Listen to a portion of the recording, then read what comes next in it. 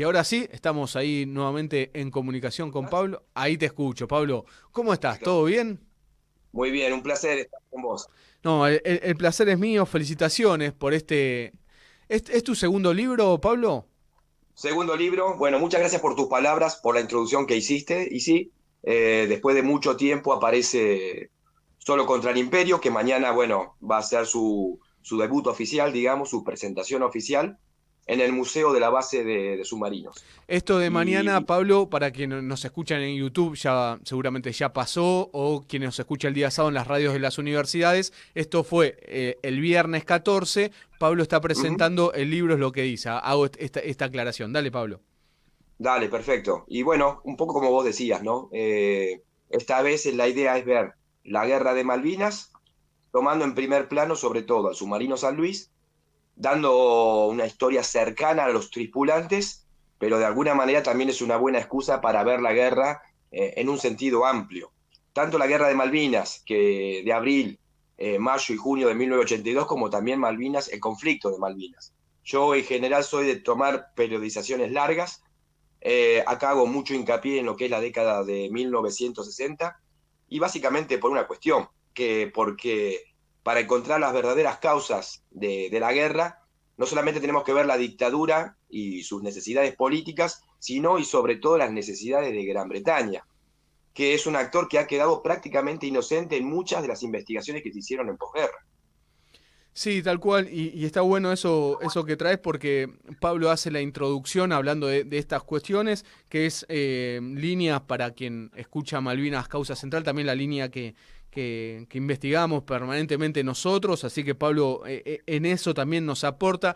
Y también decía Pablo, recién mientras esperábamos recomunicarnos, un dato que me agregás a mí, que está buenísimo, y a muchos de los que nos escuchan y son investigadores, también hablo también en nombre de ellos, es la reunión que tuvo Anaya allá el 10 de abril en Mar del Plata con los comandantes de los buques, entre ellos el capitán del submarino San Luis, donde les dijo que no iba a haber guerra, básicamente, ¿no? Lo Claro, estoy diciendo en otras palabras.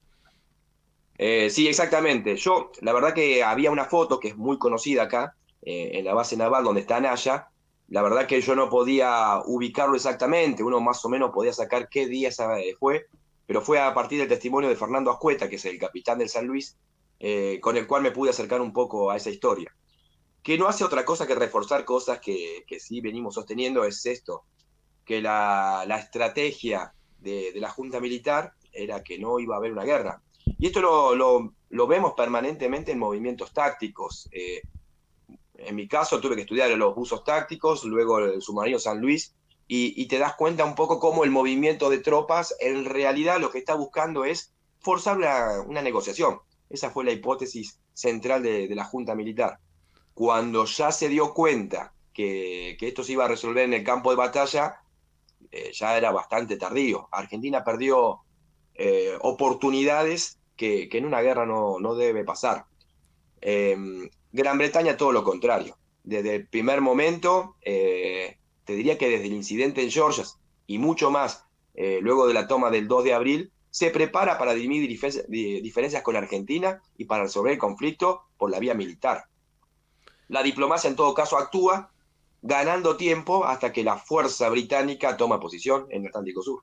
Sí, inclusive el 2 de mayo, cuando se avanzaba con el plan de propuesta de Perú, esto eh, que llega la información a Londres a través de Perú, que Argentina iba a aceptar la propuesta de paz, es que se apuran para hundir al crucero Ara General Belgrano, justamente para romper las Exactamente, negociaciones. Digo, Inglaterra tenía en claro a qué venía el Atlántico Sur, quienes comandaban el tal cual. país en Argentina pensaban otra cosa, y bueno, después están las improvisaciones que hubo.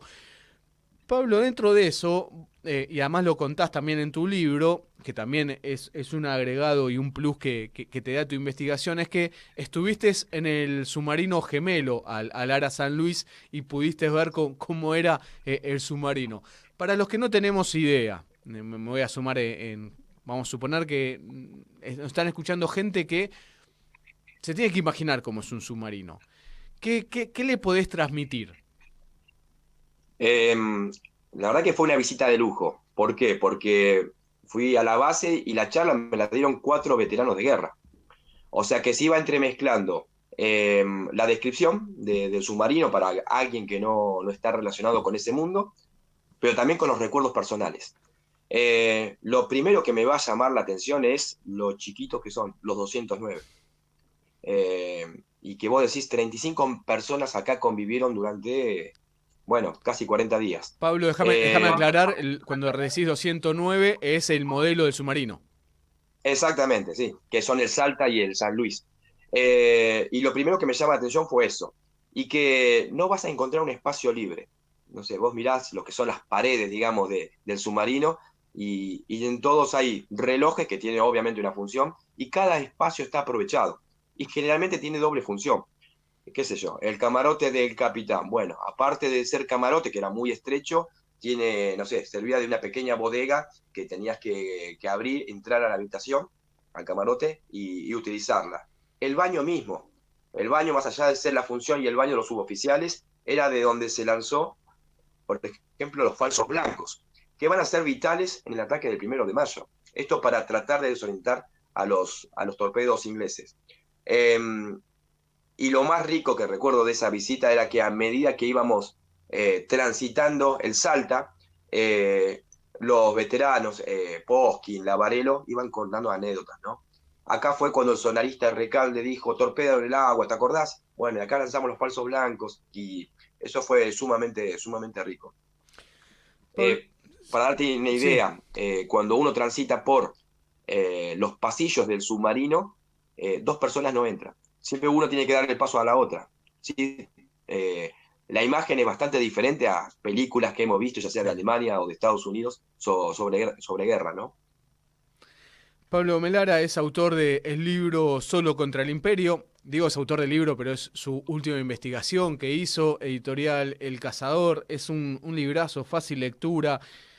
Para quienes están en tema, les digo, bueno, Pablo les va a agregar información. Y para los que no conocen la historia del submarino Ara San Luis, bueno, tienen que leer el libro de Pablo porque se lo morfan leyendo en una tarde, en un rato se lee. Pablo tiene esa virtud como investigador que escribe fácil y eso no muchos lo pueden hacer y la verdad, Pablo, eso es un placer leerte. Pablo, Gracias. el submarino zarpa, sale a navegar al Atlántico Sur, bueno, está en el Atlántico Sur, pero me refiero a Malvinas, y no estaba en condiciones óptimas el submarino. No. A ver, las primeras pruebas de mar que hacen, las primeras de febrero y después ya en marzo, incluso antes del 2 de abril, o sea, antes de la toma de Malvinas, se encuentran con varias complicaciones, ya sea de velocidad y sobre todo lo que llaman ruidos. ¿Sí? Estaba muy ruidoso. Eh, Se hacen pruebas, no salen bien, vuelven a base. Cuando pasa la toma de Malvinas, la recuperación de las islas por parte de Argentina, hay que hacer un trabajo frenético para poner en operativo al submarino. Lo primero que llaman son a los buzos, que están ahí nomás, dentro de la base naval Mar del Plata, los buzos salvamentistas que hacen una tarea de lijado, digamos, de la parte exterior del submarino para sacar todos los crustáceos que había y que lo hacían muy lento. La segunda cuestión, hubo cosas que no se podían solucionar, como por ejemplo uno de los motores que alimentan las baterías no funcionaba, y eso lo que te va a provocar es que tarde más tiempo en hacer snorkel y cargar batería, lo cual lo hace más probable ser atacado. Aún así, con estas dificultades, recibe la orden de ir al Atlántico Sur. El primer desafío que tenía Ascueta fue de familiarizar al personal con el submarino San Luis, porque la dotación en su gran mayoría era nueva. Muchos de ellos no tenían experiencia en este tipo de submarino, sí en el Santiago del Estero o en el Santa Fe, pero que son los GAPI, totalmente diferente a esta nueva tecnología.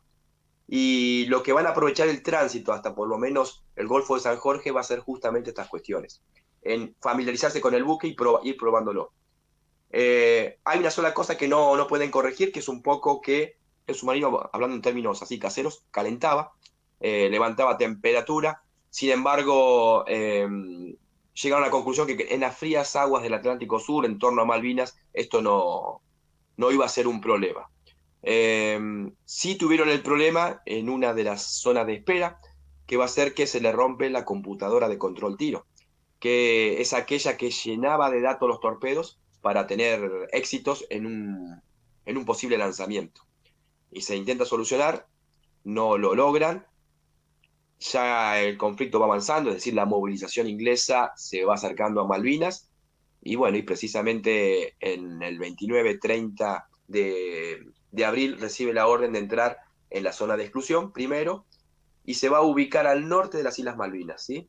Del Estrecho de San Carlos, un poco más al norte, en una zona que se denominaba Área María, ¿sí? Y allí va a permanecer esperando órdenes. Pablo Melara nos está contando la historia del submarino Ara San Luis, parte de su última investigación y publicado en un libro que, insisto, recomiendo, Solo contra el Imperio.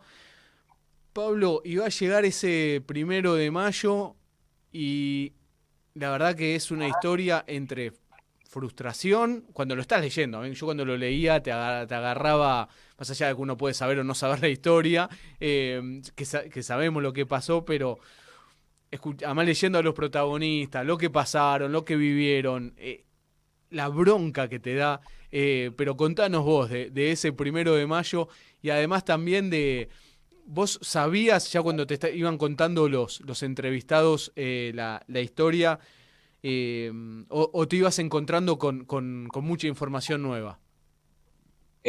Mirá, yo me había encontrado con esta historia siendo muy, muy chico.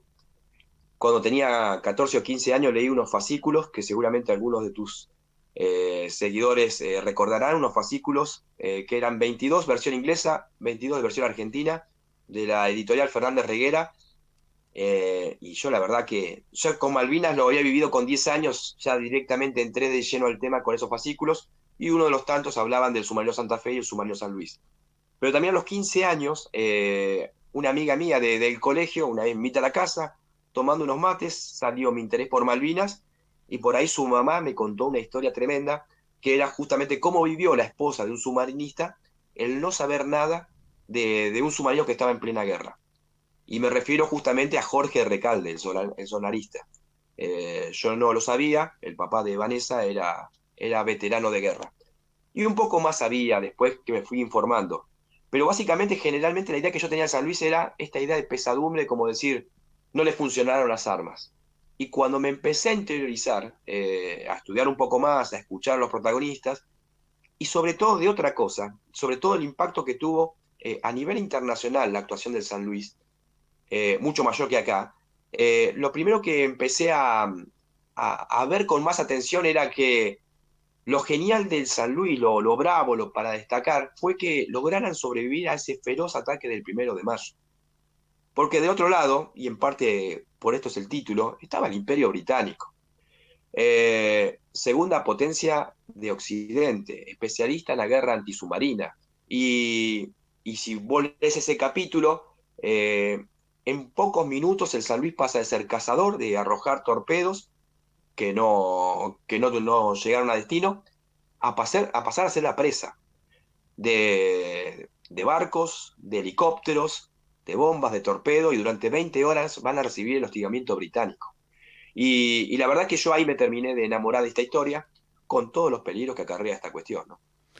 Porque ese 1 de mayo se lanza un torpedo en ataque, digo, el submarino hace un ataque, lanza el torpedo, que no va a dar en blanco, no se va a escuchar la explosión, digo, porque después hay otro ataque otro día que se escucha la explosión, no se sabe si dio en blanco o no, o qué pasó, pero no se escucha nada, y a partir de ese momento, esto que nos cuenta Pablo, ahí los británicos lanzan toda su defensa antisubmarino, y van a la casa del submarino. Y dentro de la casa del submarino, Pablo, se va a dar que el San Luis se apoya en el fondo del mar. Exactamente. Vos cuando estabas hablando con ellos, ¿era algo que ya sabías? ¿Fue una decisión del momento? ¿Era algo común que un submarino se apoye en el fondo del mar? ¿Fue decisión del capitán en ese momento? Obviamente fue decisión del capitán, pero digo, ¿era una práctica habitual de apoyarse en el fondo? Bien, La verdad que, bueno, esa táctica resultó exitosa. El San Luis en ese momento tenía todas las de perder. Y esa estrategia, bueno, que llevó adelante el capitán Ascueta resultó exitosa.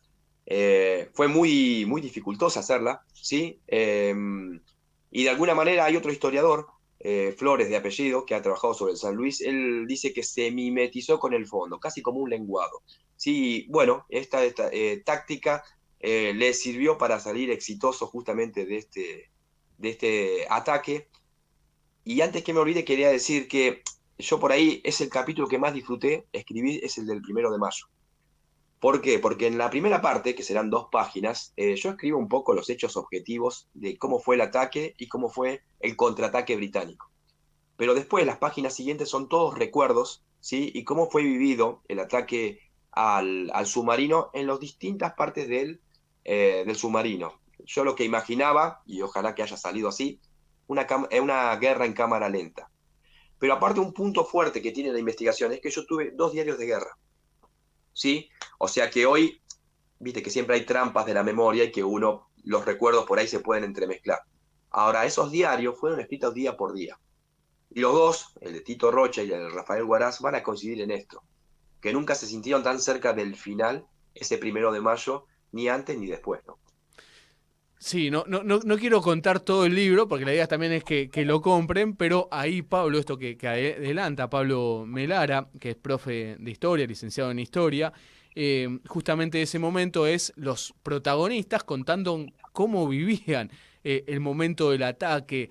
Hay una descripción que das, no me acuerdo si era del diario o de uno de los testimonios que cuentan el ambiente, cómo veía el ambiente desde el momento del ataque. Bueno, todo eso está en Solo contra el Imperio de Pablo Melara, ese 1 de mayo, cuando Lara San Luis realiza un ataque que no es exitoso por problemas en los torpedos y luego se tiene que defender de alguna manera el ataque británico yendo al fondo del océano.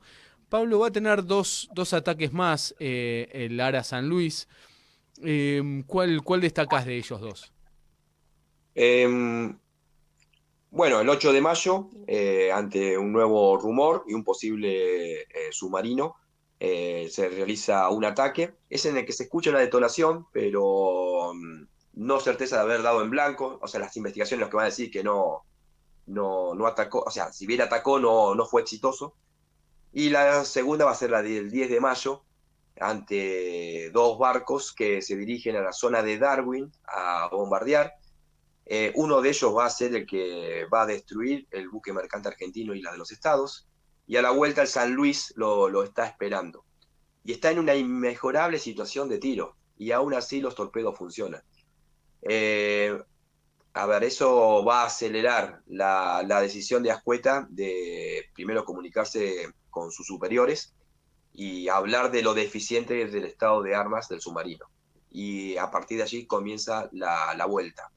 Y va a haber un cuarto combate, yo lo llamaría de esa manera, donde el San Luis no va a atacar, pero para esa altura ya los submarinos ingleses ya no están solamente en la zona de exclusión, sino que están en la costa argentina esperando un eventual contraataque de los barcos argentinos. Y hay uno especialmente que está esperando el Splendid, que está esperando a San Luis, que suponen que va a venir a la base naval Mar del Plata. Y el capitán Ascueta lo que decide es amagar como para venir a Mar del Plata, sin embargo ir directamente a Puerto Belgrano. Y se va a mimetizar con los buques mercantes que se encontraban por la zona. ¿Por qué hablo de esto? Porque la verdad que la trampa estaba construida, no era que el Splendid estaba en la zona a ver si había algún posible blanco, sino todo lo contrario, sabían que el San Luis regresaba a base y lo estaban esperando. Pablo, me faltó de leer, lo compré el día, perdón, le pegué el micrófono, lo compré el día martes, lo conseguí el libro, lo leí ayer con mi beba acompañándome y me faltó, no llegué al capítulo 3. Quizá la pregunta que te voy a hacer está allí, así que ahora sí, es lo que me falta terminar el libro, las últimas páginas. El agrego como dato, es buenísimo.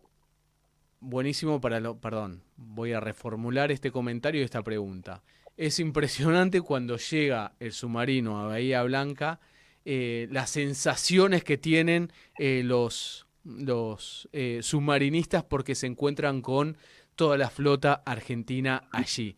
Digo que es buenísimo, yo iba a decir la información que hay ahí, ¿no? Cuando yo iba leyendo y que protagonistas de un submarino que viene de Malvinas, cuando llega la bronca que le dan, iba a decir, es buenísima la información que das, pero por eso me corrijo, en realidad es la bronca de los protagonistas y está en el libro que todos van a leer y conseguir de Solo contra el Imperio.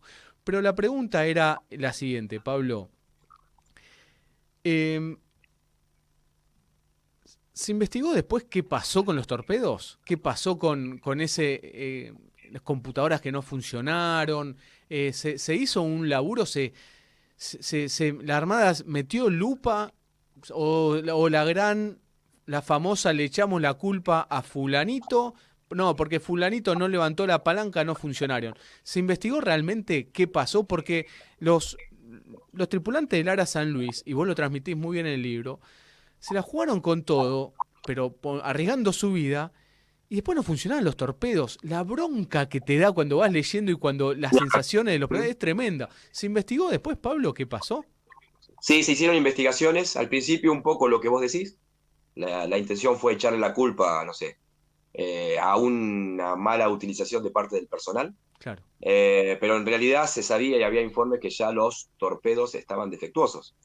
Y un dato que a mí sí me sorprendió, que por ejemplo, en ese momento había un presupuesto para defensa y que nunca se habían lanzado torpedos con la cabeza, ¿no? Siempre se habían lanzado torpedos, pero en modo de práctica, pero nunca habían sido probados.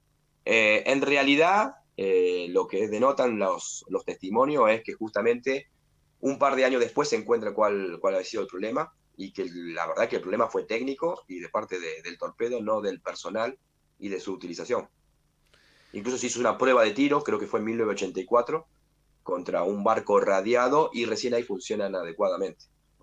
Es una tecnología nueva, varios países estaban comprando este tipo de tecnología, Perú por ejemplo, pero había varios países y bueno, ahí a partir de la experiencia argentina van a tener que reformular varias de estas cuestiones. Y, Lo que te decía hoy, más allá de los torpedos, creo que el mundo ha mirado con mucha más atención Malvinas, las acciones de guerra que nosotros mismos. Eh, en muchas academias militares del mundo se sigue estudiando la labor del submarino San Luis y cómo un pequeño submarino convencional puede complicarle la vida a una enorme flota, aunque esté especialmente preparado para la lucha antisubmarina. Y lo que sí me llamó mucho la atención fue que hubo varios artículos de historiadores extranjeros, dos norteamericanos y un inglés, que hablan sobre el San Luis, ¿no? Sobre la hazaña que hizo el San Luis al enfrentar a la flota británica y cómo logró salir con éxito de todo eso, ¿no? Eh, Uno de esos historiadores, Goodman, ¿sí? Él hace historia militar, historia naval, y elige 10 capítulos, ¿sí? Lo que siempre toma él son combates, no importa en qué guerra, en los últimos 3 siglos, y siempre toma como protagonista a una guerra asimétrica, donde un poderoso y un débil se enfrentan y donde el débil gana. Y el último capítulo es sobre San Luis. ¿Sí? Él considera una gran victoria que el San Luis haya combatido, ¿sí? Con la Royal Navy y que más allá de lo defectuoso de los torpedos, más allá de los intentos fallidos, logró salir indemne. y eso de no probar el armamento es una cuestión muy, no sé si decir argentina, pero que pasó mucho a combatientes oficiales, suboficiales que utilizaron por primera vez su arma, la Sí, antiaérea, lo que fuera, en combate. Digo, es un error muy, muy importante. Eh, y esto que decías de los informes que había, ahí estaba también el cortocircuito que hubo entre el capitán y el segundo, ¿no? Vos lo contás, sí, que él manifestaba que los torpedos no funcionaban, que no tenían que ir, todo eso. Eh, sí. Ahí Pablo también lo menciona, pero bueno, quería también resaltar esto, si hubo una investigación después oficial de la Armada, decir, che, ¿qué pasó acá realmente? Y no algo que se suele hacer, que es echarle la culpa a alguien. Pablo Melara, autor de Solo contra el Imperio, se está presentando el viernes 14 de abril en Mar del Plata, Pablo, desde allí, en la base Así es. ahí de submarinos. ¿Se presenta, Pablo? Así es, al lado de la base naval, que está el Museo de la Base de Submarinos, por la Escollera Norte. Así que bueno, ahí es la presentación.